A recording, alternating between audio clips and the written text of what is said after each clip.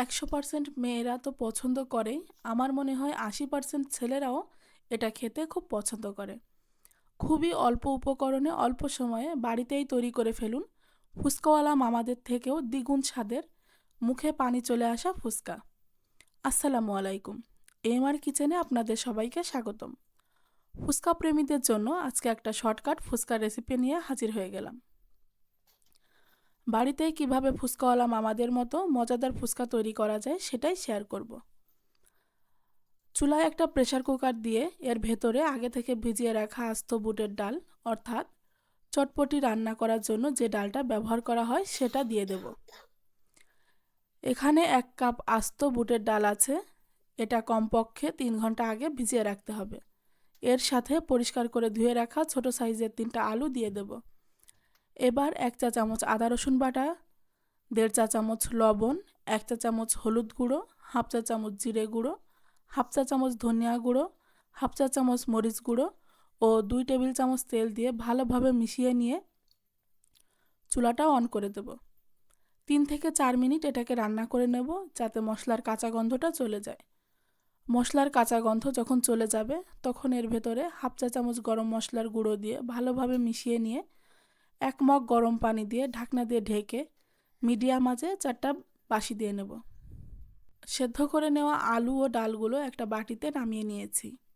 একটা স্টিলের গ্লাসের সাহায্যে ভালোভাবে ম্যাশ করে নেব। এবার ম্যাশ করে নেওয়া আলু ও ডালের মিশ্রণের ভিতরে 1 চা চামচ চাট মশলা, হাফ চা চামচ ভাজা জিরের গুঁড়ো ও হাফ চা চামচ টেস্টিং সল্ট দিয়ে ভালোভাবে মিশিয়ে নিলেই তৈরি হয়ে গেল ফুচকার ভর্তা। এবার তৈরি করে নেব ফুচকার টক, যেটা ছাড়া ফুচকার কথা চিন্তাই করা যায় না। একটা বাটিতে কিছুটা তেঁতুল নিয়ে তাতে পরিমাণ মতো পানি দিয়ে ভিজিয়ে রেখেছিলাম। তেঁতুলটা একটু কষলে নিয়ে বিচি থেকে তেঁতুলটা আলাদা করে নেব। এটা যেহেতু কেনা তেঁতুল, এতে অনেক ময়লা থাকে, তাই একটা ছাঁকনির সাহায্যে অপর একটা বাটিতে তেঁতুলের পাল্পটা সেঁকে নেব। এবার এর ভেতরে হাফ চা চামচ টেস্টিং সল্ট, 1 চা চামচ চিনি, 1/4 চা চামচ ভাজা জিরের গুঁড়ো ও 1/4 চা চামচ চাট মশলা দিয়ে ভালোভাবে মিশিয়ে নিয়ে উপরে ধনিয়া পাতা ছড়িয়ে দিলেই তৈরি হয়ে গেল ফুচকার জন্য তেঁতুলের টক। ফুচকার জন্য ভর্তা ও টক তৈরি হয়ে গেল।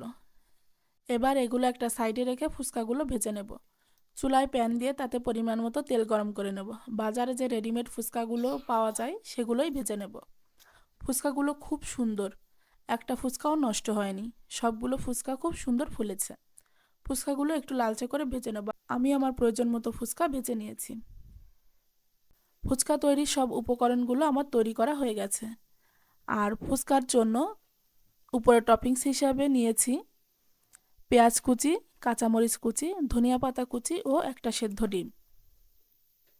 ফুচকার ভর্তাটা দেখেই বোঝা যাচ্ছে এটা কতটা মজাদার হয়েছে।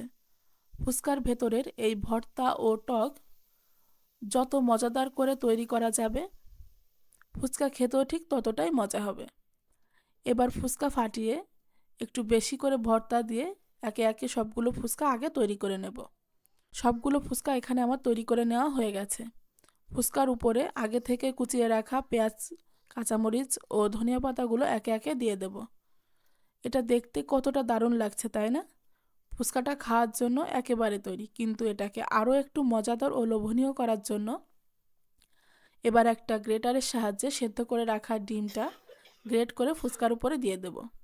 দেখেন এবার কতটা আকর্ষণীয় লোভনীয় লাগছে ফুচকাটা দেখতে। এবার শুধু খাওয়ার পালা। নিজেদের স্বাদ অনুযায়ী টক দিন আর ফুচকা খেয়ে নিন। ফুচকাওয়ালা মামাদের থেকেও দ্বিগুণ স্বাদ এই ফুচকার। একবার হলেও ফুচকাটা বাড়িতে ট্রাই করার অনুরোধ রইল। ফুচকাটা খেতে জাস্ট ওয়াও ছিল।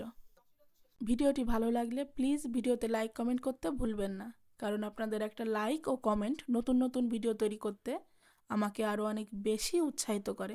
আল্লাহ হাফেজ।